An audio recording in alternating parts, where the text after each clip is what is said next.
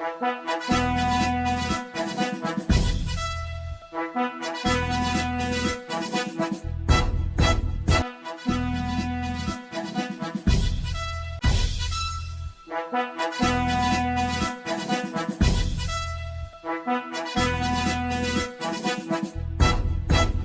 TV ప్రేక్షకులకి స్వాగతం. ప్రస్తుతం జరుగుతున్న పరిస్థితుల్ని క్షుణ్ణంగా గమనిస్తే ప్రభుత్వ ఉద్యోగాలు, గవర్నమెంట్ ఎంప్లాయీస్ కొత్త రిక్రూట్మెంట్ లేదు, జాబులు లేవు, నిరుద్యోగులుగానే ఉన్నారు.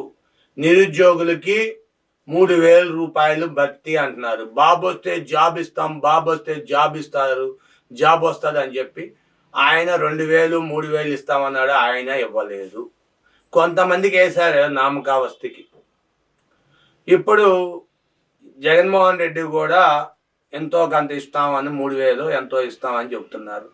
కానీ ప్రభుత్వ ఉద్యోగం మాత్రం ఇస్తామని చెప్పట్లా. కొంతమందికి ఇచ్చారు ప్రభుత్వ ఉద్యోగాలు, వార్డు వాలంటీర్లు, మున్సిపాలిటీ ట్రక్కు డ్రైవర్లు, రేషన్ మిషన్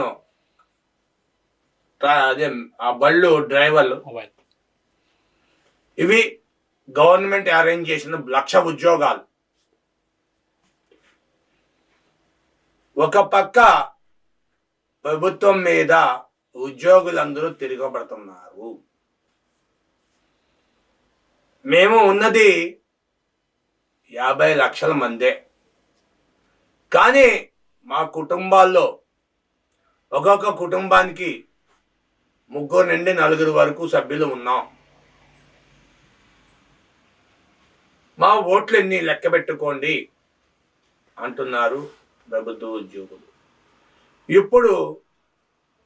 ఎప్పుడు నిండు అమరావతి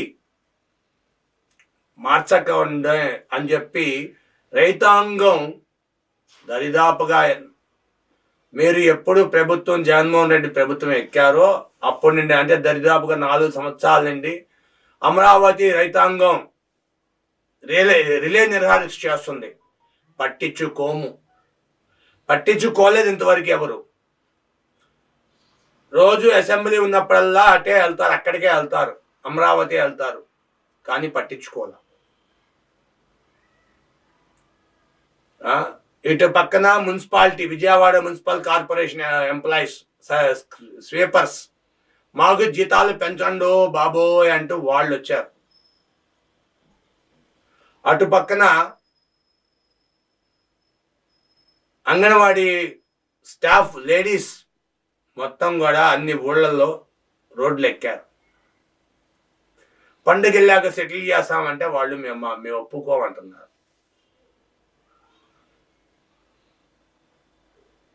ఏ కారణం చేత, ఏ విధం మీద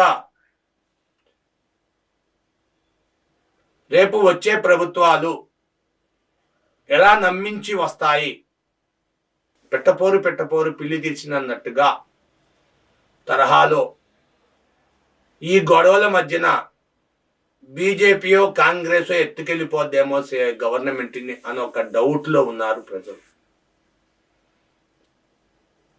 ఎవరు కూడా నిర్దేశిత సమయం అయిపోయే వరకు, గడువు అయిపోయే వరకు కూడా ఎవరు మాట్లాడట్లా.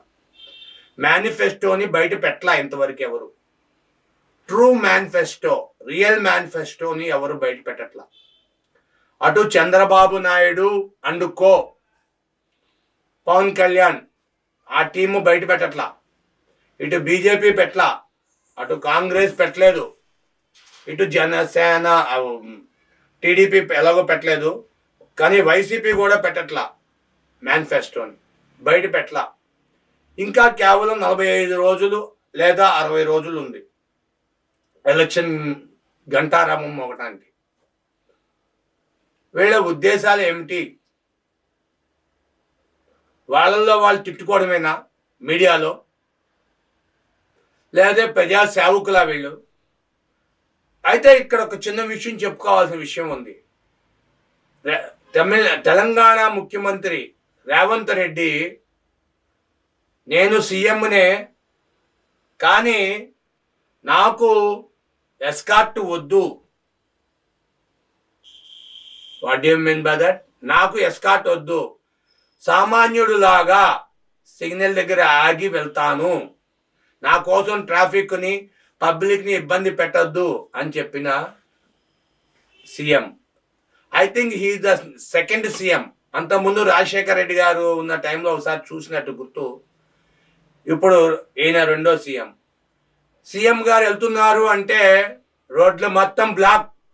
ఆ కానిస్టేబుల్ అసభ్యంగా మాట్లాడుతున్నారు. ఎంత అసభ్యం అంటే అంత అసభ్యంగా మాట్లాడుతున్నారు పబ్లిక్ని.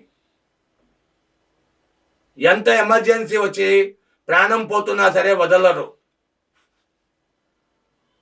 సీఎం గారంటే అంత విలువ.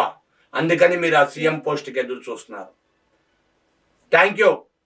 మీరు మంచి నిర్ణయాలు తీసుకోండి, ప్రజా శ్రేయస్ కోసం చూడండి. Thank you for watching our channel. దయచేసి సబ్స్క్రైబ్ చేయండి, మీ అభిప్రాయాలు కామెంట్స్ ద్వారా తెలియచేయండి, లైక్ చేయండి.